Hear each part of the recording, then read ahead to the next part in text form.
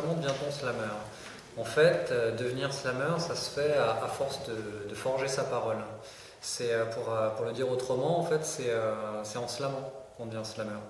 C'est pas le slammer qui fait ses slams, mais c'est plutôt le contraire en fait. C'est à force de faire des textes, c'est les textes qu'on slame qui donnent l'identité du slammer.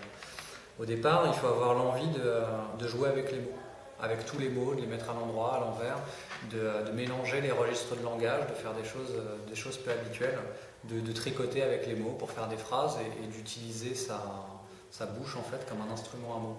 Mais avant tout, c'est un jeu. Il ne faut pas se prendre au sérieux pour faire du slam. Un slam, c'est comme on chante, mais sauf qu'on ne fait pas la musique. Par exemple, nous, Diarra, elle a fait son slam et elle n'a pas fait de musique.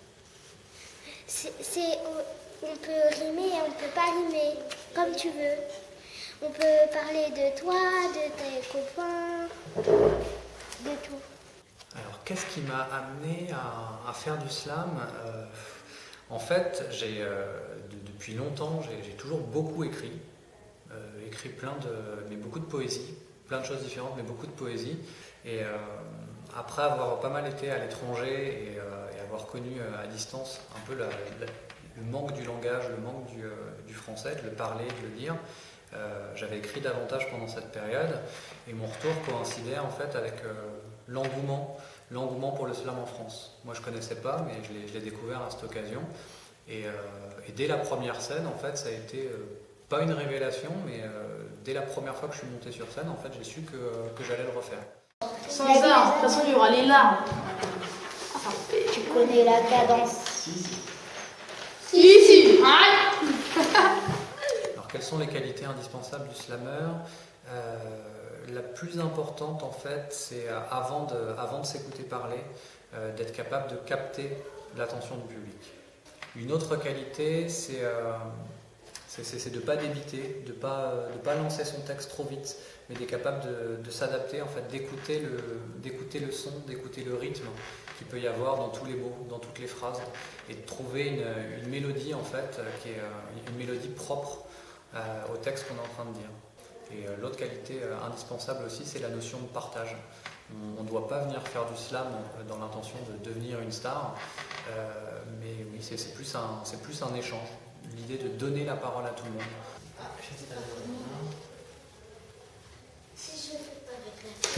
Quel conseil je donnerais à ceux qui veulent se lancer dans le slam? J'en donnerais en fait un seul.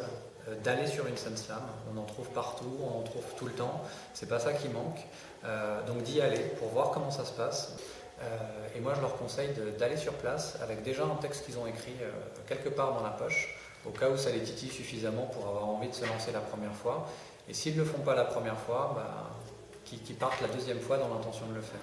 Alors le livre que j'ai préféré étant enfant, c'est celui-là. Boucle d'or et les trois ours. Alors je sais pas tellement pourquoi celui-là plus qu'un autre. Je pense que je l'ai eu davantage entre les mains. Peut-être qu'on me l'a plus raconté. Il y avait quelque chose à la fois d'un peu effrayant autour des illustrations des ours, je pense. Le côté forêt, etc. Et l'histoire me plaisait en fait quelque part. Peut-être aussi parce que c'est le plus petit des ours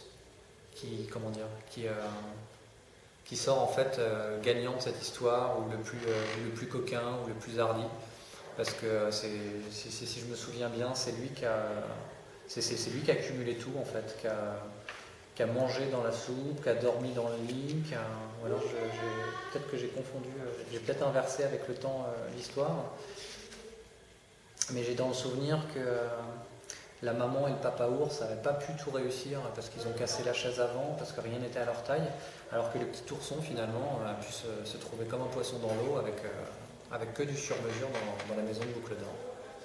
En tout cas, c'est un des souvenirs lointains que j'en ai gardé.